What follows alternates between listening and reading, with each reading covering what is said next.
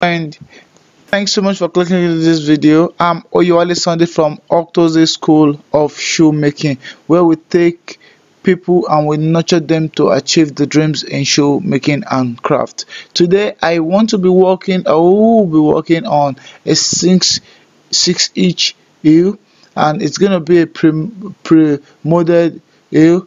I will be getting it set for the hopper that's going to be on it. I'm going to be working on up on it, but this time I just want to show you how I arrange the eel and I get it set for the hopper on it. In it, I'm going to be using some set of screw to knot it, and I have my African print fabric to cover it up. It's African print, it's our culture.